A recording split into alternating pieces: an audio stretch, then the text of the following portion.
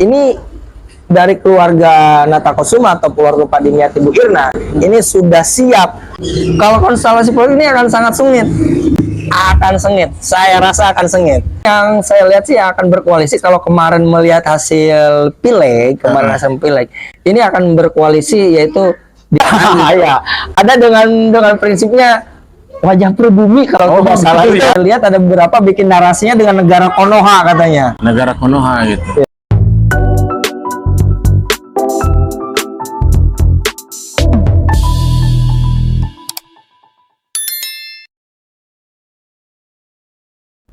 Halo semua, HS Project kembali di Dadakan Podcast. Hari ini kita berbincang terkait konstelasi politik menjelang pilkada, Pak. Siap. Bersama ini sudah hadir seorang akademisi yang juga sebagai pengamat politik di Kabupaten Pandeglang tentunya ya. Karena kita bicaranya konstelasi politik menjelang pilkada 2024 di Kabupaten Pandeglang. Nah, kemarin saya melihat bahwa dari Bapak sendiri ya, tapi sebelum itu saya sapa dulu narasumber kita ya. Karena nggak usah jangan panas-panas lah. Karena ini menjelang buka puasa gitu, jadi fokusnya kemana-mana. biasa. Bau bumbu. Gitu. Nah, selamat sore Pak Asep Amali ya. Selamat sore. Iya. Jadi saya boleh manggil Bapak dengan sebutan abang aja ya? Boleh, tenan ya. Santai baik. Nah, iya Bang. Pertama, saya kemarin melihat bahwa Bang Asep menulis ya di salah satu media gitu kan, memprediksi bahwa konstelasi politik Pilkada 2024 di Kabupaten Pandeglang ini akan diikuti oleh 3-4 pasangan atau bakal calon kan gitu. Seperti apa pandangan Abang sendiri dalam kacamata akademisi kan gitu? Siap. Memang kalau misalkan beberapa minggu kemarin saya sempat ditanya oleh salah satu media cetak media elektronik di salah satu orang lokal di Provinsi Banten mengatakan, gimana nih konstelasi pilkada setelah pileg ini gitu kan. Nah, alhamdulillah saya berbicara dan terbukti sekarang. Terbukti ada orang yang sudah memasang balihonya, ada beberapa sudut kan mungkin membuat instrumen kan, kira-kira lah sudah lihat kan. Beberapa orang yang lihat beberapa sudut di sudut, dan beberapa ada lagi sekarang tambahan juga nih. Tambahan lagi ya? Ada tambahan. Saya lihat ada beberapa bikin narasinya dengan negara Konoha katanya. Negara Konoha gitu. Ya, ada beberapa lagi. Jadi kalau kita lihat pasangannya, saya secara pribadi pun akan melihatnya ini antara 3-4. 3-4. Yang diusung partai bisa jadi 3, yang independen ini akan 1 lah kemungkinan gitu ya? besar. Kemungkinan besarnya akan 1. Nah, tapi begini, dari 3-4 kan tentunya 6 atau 8 kan gitu ya orang. Oke, pasang kan gitu. Nah, yang disebutkan oleh Bang Asep sendiri atau yang diprediksi ya, secara elektabilitas mereka memang sudah dibangun dari sebelum-sebelumnya tentunya ya. Nah, kalau narasi-narasi dari kemarin-kemarin memang ada berapa ya? Kalau saya lihat sih ada 3 kandidat. Narasi-narasi dari kemarin-kemarin. Tapi sekarang sudah terlihat mengerucut gitu kan, mengerucut berbeda. Tapi ada satu orang yang konsisten nih. Satu orang yang konsisten dia dua orang konsisten membuat narasi-narasi ini. Bahkan 2 orang ini berani sekarang. Berani ya, terang-terangan. Ada satu orang lagi langsung menulisnya langsung bakal calon. Wah, ini langsung berani nih. Kalau berani. Sebelumnya enggak gitu kan, Iya, sebelumnya memang masih fokusnya kan di DPR aja kan begitu ya. Nah, tapi melihat hasil perolehan suara di pemilu kemarin ya, khususnya di legislatif kan gitu, dari beberapa pasangan bakal calon ini yang Bang Asep prediksi, itu ke depan secara konstelasi politiknya nantinya akan sengit juga begitu. Kalau konstelasi politik ini akan sangat sengit. Saya rasa akan sengit. Karena mengerucut kan ini ya? Iya, ini sekarang sudah hampir mengerucut nih. Sekarang sudah hampir mengerucut. Ada dari beberapa orang gitu kan, beberapa kandidat sudah melakukan ya kalau bahasanya serangan Serangan udara gitu kan, dengan membuat spanduk, dengan membuat ya pertemuan-pertemuan di sosial media banyak digaung-gaungkan. Iya. Nah, ini terlihat dua kandidat ini sudah lumayan agak sengit. Kandidat kalau bahasa kita lihatnya ada, saya tidak akan lagi menutup nih ya. Iya, Ada, nggak apa-apa, ada, dibuka juga. iya. Ada dengan prinsipnya wajah pribumi kalau tidak salah betul itu ya. Pak Iya. Kang Iing. Iya, iya. Kang Iing ini dengan tagline-nya wajah pribumi. Wajah pribumi. Wajah pribumi. Cuma kata saya kalau ada narasi wajah pribumi ini plus minus ya. Sedangkan hari ini yang akan konstelasi di Pandeglang, yang akan berjuang, yang akan berperang ataupun yang ikut pilkada di Pandeglang semua orang pribumi. Kalau ngomongin wajah pribumi ini menurut saya agak kurang cocok nih. Cocok ya.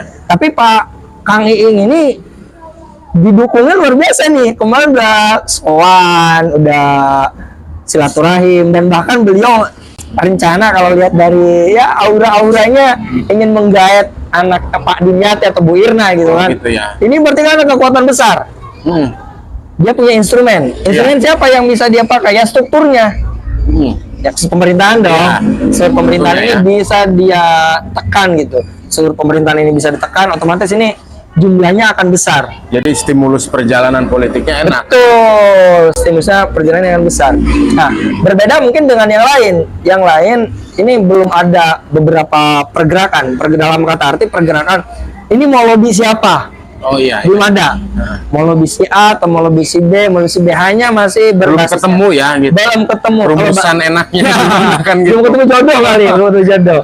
Jodohnya sama siapa nih belum ketemu gitu. Ya, tapi begini Bang ya. Tadi kan Abang bilang bahwa Kang Iing, menyebut Kang Iing, kemudian untuk menggait daripada Putri Padim kan gitu. Pak Dimyati, Bu Irna. Formulasi tersebut kan kalau boleh dikatakan sebelum jauh daripada pelaksanaan pileg maupun nanti menjelang pilkada, itu juga kan ada sebuah apa namanya seperti narasi ya. Tentunya bukan putri dari Pak Dimyati ini yang kemarin-kemarin sempat dipersiapkan tapi putranya kan. Iya, betul. Banyak juga narasi di setiap jalan yang ada di Kabupaten Pandeglang itu kan Irna di hati, Rizky dinanti. Oh iya, Tapi kira-kira. Bang Asep melihat hal itu seolah-olah formulasinya sekarang berubah. Artinya kan kemarin juga Bang Asep mengatakan bahwa Rizky ini dipersiapkan di gubernur kan begitu atau wakil gubernur ya. Nah, melihat hal itu seperti apa memang? Memang kemarin Rizky ini digadang-gadang akan jadi calon bupati, tapi karena elektabilitas beliau tinggi digadang-gadang jadi wakil gubernur. Cuman karena ngelihat hasil pilegi sekarang ini berbeda. Kita lihat berbeda. Apalagi Pak Dimyati sudah tagline-nya calon gubernur, beda lagi nih. Iya, nah, itu juga kan. Beda lagi segmennya. Nah, kalau kita lihat Rizky ini memang kemarin sempat, tapi hari ini dari keluarga Natakusuma atau keluarga Pak Dimyati Bu Irna ini sudah siap menggiringnya ya Risha. Kita lihat Risha ya. Risha Dari PKB ya. Ya, apalagi kan suara kemarin lumayan wow gitu, signifikan suara beliau Risha ini. Karena tadi tuh ya politik itu kan harus ada yang narik dan ada yang mendorong, kira-kira begitu kan? Dinamis ya. Iya, ada yang narik dan ada yang dorong. Nah, kita tinggal lihat apakah Risha ini akan didorong sama PKB atau tidak kan begitu kira-kira. Nah, kalau partai agamis hari ini yang tinggal di Pandeglang yang kursinya agak banyak PKB ya. Dan PKS kan begitu. PKS ya ada Pak Dimyati bisa mengamankan lah kira-kira. Iya. Rizka bisa didorong juga dengan sama Pak Dimyati, ya tinggal berbicaranya, beliau sudah membuktikan dengan suaranya, digaitkan dengan Rizky, dia dengan Iing, tinggal siapa yang jadi bupati dan wakil bupatinya. Ya, tinggal formulasinya itu hanya aja. Tapi dari PKB sendiri belum menyatakan akan mengusung secara vulgar juga ya. Belum menyatakan tutup mentutup. Betul. Belum tutup mentutup. Bahkan kalau kita ngeliat ke partai yang kubunya kuning yaitu Partai Golkar, sebenarnya Partai Golkar sudah mengeluarkan rekomendasi atau undangan buat Witron. Sudah buat undangan buat Witron. Udah gitu kan diundang rekomendasi itu turun juga ke Pak Gunawan. Tapi hari ini dan ya ini mudah-mudahan informasinya tidak salah. Informasi tidak salah. Fitron ini kan terakhir saya dapat informasi beliau tidak akan mencalonkan jadi bupati.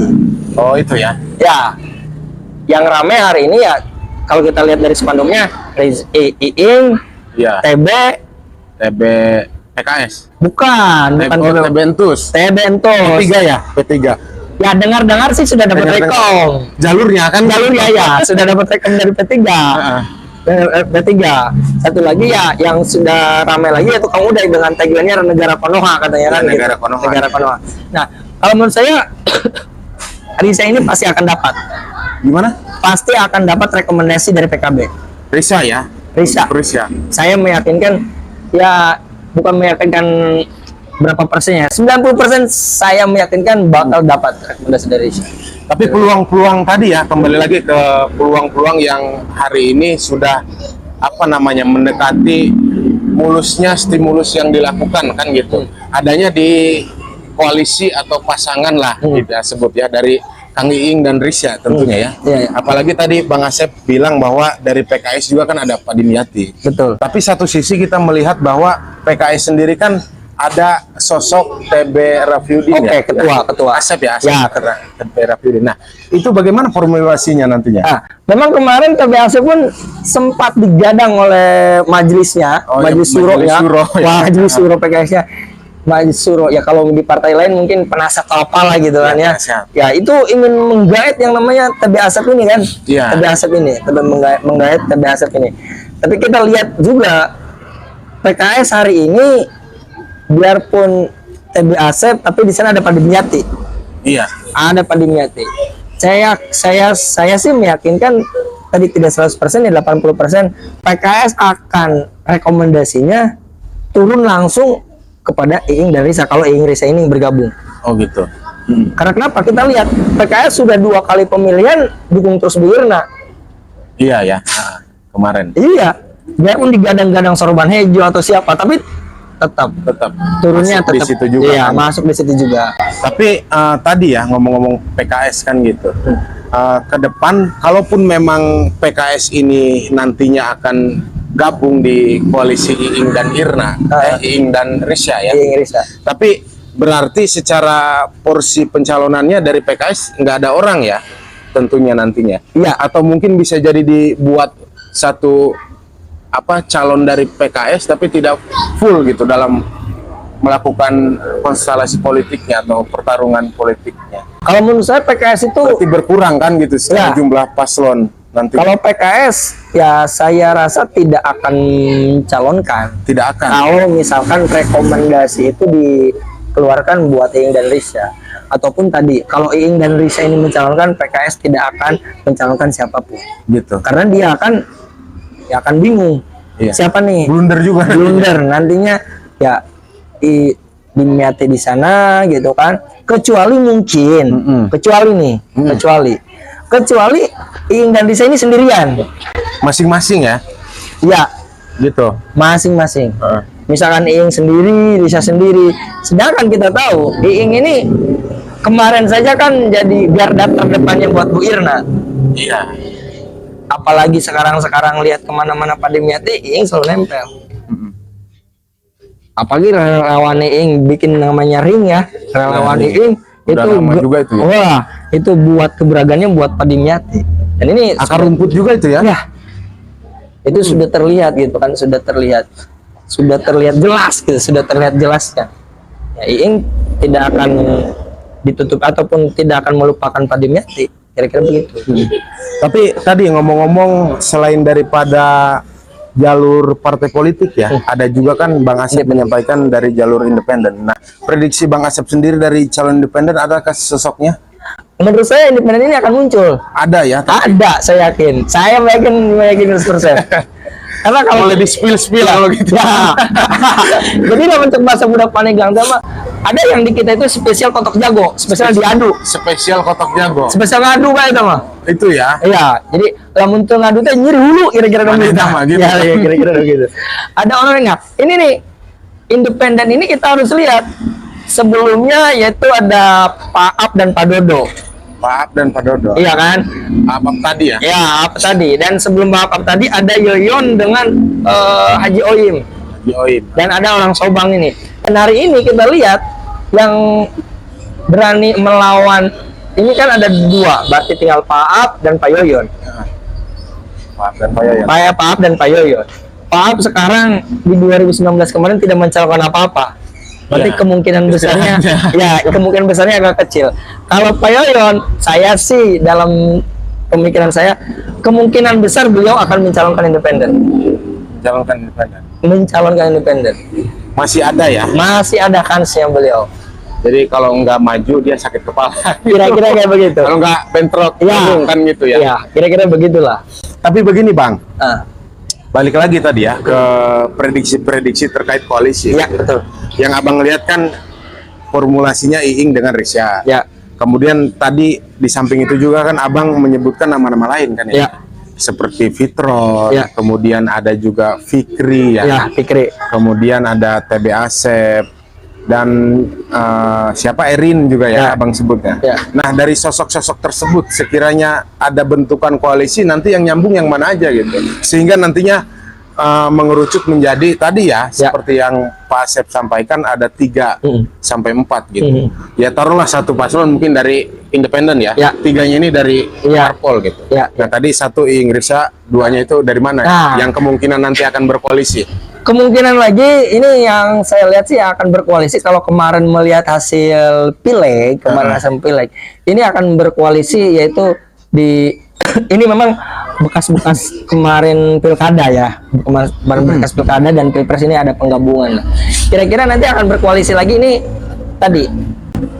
Kalau kita dengar P3 ini sudah merekomendasi ke salah satu orang yaitu TB, Ya. ke TB Entus.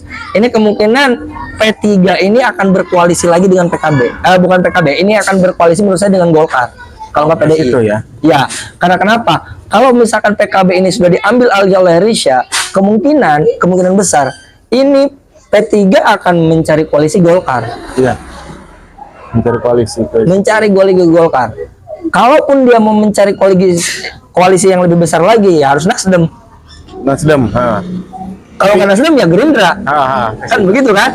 Nah, kalau kita lihat tokohnya Nasdem ini nggak ada tokoh. Nggak, sejauh ini nggak ada ya? Iya, dia pun kemarin kita naik bawa Pak Haji Beni di gadang-gadang mau itu, tapi tetap dari hasil pileg pun melihatnya ini trennya turun kan, Haji Beni trennya turun. Nah, kalau kita lihat ini kemungkinan besar kalaupun mau ini pasti akan berkoalisinya P3 dengan ya tadi dengan Nasdem. Tapi kalau Nasdem tidak ada tokoh, kemungkinan besar dengan Gerindra. Gitu. Tapi Nasdem ikut gitu. Nasdem kemungkinan bisa ikut kan? Kemungkinan gitu. bisa ikut. Kemungkinan bisa ikut. Nah, kalau Nasdem ini baru kemungkinan saja. Tapi kalau Gerindra, menurut saya kalau misalkan memang Erin kalau nggak Fikri ini oke, dalam kata arti siap melepaskan jabatan dewannya, ini akan lumayan sengit. Iya. Dua-duanya anak muda. Dua-duanya Anak muda di sana anak muda dan kaum perempuan di sini anak muda dengan kaum lebih sepuh lah kira-kira. Iya. Ya, ini akan kombinasi lumayan berat lah kira-kira. Sehingga memang nanti di masyarakat juga menjadi sebuah terkotak-kotakan ya. Ada Betul. yang bawa kaum muda gitu Nah. kan, dengan kesepuhannya. Ya, oke. Kemudian ada suara-suara perempuan. Nah, kemudian kira-kira nantinya begitu ya, yang kan dijualnya gitu. kira-kira lah. Karena dalam politik biasanya sah-sah saja kan, membawa apapun kan gitu. Membawa apapun sah politik itu. Nah, tapi begini, Bang Asep, kita juga melihat bahwa di Kabupaten Pandeglang sendiri kan tengah banyaknya pembangunan ya, tentunya apalagi secara nasional ada jalan tol kan gitu. Betul, betul. Nah, itu juga akan masuk dalam instrumen politik ke depan kah? Itu pasti. Pasti. Tapi melihat di masyarakat juga terkait hal itu banyak keluhan kan gitu. Betul. Jadi cecek bahasa orang Pandeglang tuh mah kalau dalam punya politik ngeklaim apa aja bebas. Klaim kan? Klaim aja bebas. Cek bahasanya mah itu boga aing, menang bapak, menang ibu. Itu klaimnya bebas-bebas saja. Bebas-bebas saja. Bebas-bebas saja ya. Bebas-bebas saja. Tapi juga daripada pasangan calon atau bakal calon ini yang nantinya akan mendatang, dari sekarang pun kan secara narasi-narasi itu sudah dibangun ya. Ya. Nanti kemungkinan setelah ketemu tadi jodohnya gitu, secara konstelasinya nanti ada yang membawa pembangunan secara berkelanjutan mungkin begitu. Betul. Kemudian perubahan, Betul. ada lagi kan apa sebagainya antara kelanjutan dan perubahan sebetulnya kan begitu ya. Iya. Kemungkinan nanti juga akhir-akhirnya mengerucut di dua juga gitu. Betul. Nah, kalau Gimana? kita lihat lagi, memang hari ini kalau misalkan tagline-nya ini perubahan, ini agak kurang di kita, agak kurang. Harusnya kan di kita itu tagline-nya perubahan tapi melanjutkan gitu. Perubahan tapi melanjutkan. Ya, jadi melanjutkan kira-kira yang bagus, merubah kira-kira yang jelek. Ya, tapi itu sama aja biasanya ya. Nah, gitu kan. ini kan yang dipleset-pleset biasanya. Cuman tadi saya sepakat. Dalam pemilihan ini harus ada enggak bisa lebih daripada 2. Kalau enggak lanjut, ya berubah. Iya kan gitu ya. Iya kan, kayak gitu. Cuman kan kayak narasi yang kemarin di Perpres saja dibuatnya agak berubah, agak lain. Yang satu lanjut, yang satu merubah, yang satu perbaikan. Gitu. Kan begitu kan? Kira-kira. Nah, Iya. ini perbaikan ini kan perbaikan yang mana kira-kira begitu lah. Nah, kalau kita lihat mereka ini di kata saya tadi di kita itu kalau ngomongin perubahan ini lumayan agak berat. Agak berat. Apalagi misalkan yang nanti melawan dari terah Pak Dimyati ataupun terah Bu Irna ini bukan dari orang internal dalam kata arti dia dari struktur pemerintah. Ini akan sulit. Berbeda dulu mungkin dengan Bu Irna lawan Pak Erwan dulu, almarhum Pak Erwan. Iya. Pak Erwan ini dari struktur dari dalam. Tahu kan bagaimana dalam ini seperti apa. Kalau misalkan hari ini orang dalamnya nggak ada, ini akan lumayan agak sulit kalau misalkan ini. Tapi tadi siapa namanya Tebentus ya? Iya. Itu kan dia juga memiliki pengalaman di Betul, Kabupaten Serang. Kabupaten Serang ya. Betul. Kalau nggak salah Sekda ya. Betul, mantan. Mantan Sekda ya. Secara pengalaman juga tentunya di pemerintahan lumayan bagus. Betul. Kan gitu. Betul, secara pemerintahan beliau lumayan bagus, pengalaman punya. Kan, gitu. Betul. Tapi kan tidak bisa disamakan antara Pandeglang dengan Serang. Ya, kulturnya ya. Betul. Ya. Tidak hanya kultur, tapi kan tidak hanya kultur, budaya, dan beliau juga tidak bisa membedakan tekanannya gimana. Ya. Mungkin kalau di Serang mah gasnya harus gigi 1, gigi 2, Pandeglang harus gigi 4, kira-kira begitu lah. Langsung begitu ya. Ya, kira-kira begitu kan. Nggak bisa nih Nggak kan bisa. gitu. Waduh, saya mau gigi 1, gigi 2 gitu kan. Ternyata Ya. Pandeglang nggak bisa seperti itu. Tapi siapapun yang menjadi calon ke depan tentunya orang-orang terbaik lah. Betul Gitu ya. Betul. Semuanya akan menjadi calon yang akan dijaring ya semuanya jadi orang terbaik. Tapi tadinya saya ingin membahas terkait polarisasi yang nantinya akan dilakukan. Ya. Tapi nanti itu di part selanjutnya aja Oke, gitu. Mas. siap. Mudah-mudahan diskusi ini akan selalu berkelanjutan gitu. Karena Amin.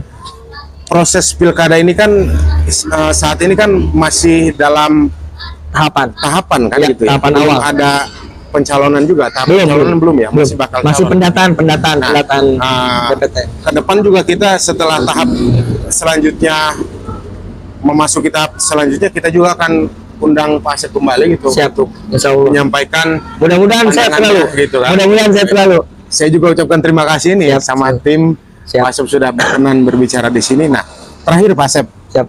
pesan Pak Asep kepada masyarakat Pandeglang ya, selaku pengamat politik yang juga sebagai akademisi. Tentunya secara kultur di Pandeglang seperti apa, kemudian juga kan nanti melahirkan pemilih-pemilih baru ya, kan gitu. Pesan Pak Asep nih dalam menyikapi konstelasi politik ke depan ya. Waduh. Gitu. Kalau Secara akademisi, Oke. gitu kan.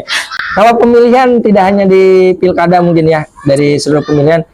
Hari ini pikiran boleh tegang, kira-kira begitu. Ya, kira-kira begitu. Kira-kira begitu. Pemikiran boleh tegang, tapi hati kelakuan tetap tenang. Ya gitu. Karena ya kalau kita lihat, jangankan kita di pilkada, kita bisa lihat aja pilpres. Baru tadi siang saya baru lihat ya, sudah bertemu para tokoh Ya, oh, antara Pak Prabowo dengan Pak Surya Paloh. Kita pun sama untuk pilkada hari ini. Mudah-mudahan siapapun nanti yang terpilih, untuk khususnya untuk Kabupaten Pandeglang, kita tetap pilihlah yang terbaik. Dan berbeda pilihan itu sudah hal yang biasa untuk kita semua. Saya kira begitu. Tapi jangan juga dibawa konflik untuk sehari-hari ya. Iya, Di iya. masyarakat tentunya. Ya, Karena siapapun mereka yang akan memajukan dirinya sebagai calon bupati dan wakil itu adalah putra-putri terbaik Kabupaten Pandeglang. Betul. Yang jelas untuk kemajuan Pandeglang seperti Pak Asep hari ini menyampaikan terkait konstelasi pilkada semata-mata untuk pembangunan Pandeglang Betul. ke depan yang lebih baik, kan begitu. Demikian bincang santai hari ini. Tapi baru ini ya episode yang ini kita mengangkat terkait pilkada pertama bersama Pak Asep ini. Terima kasih Pak Asep. Siap, sami-sami. Selamat sore. Sampai jumpa di podcast selanjutnya. Salam HS Project.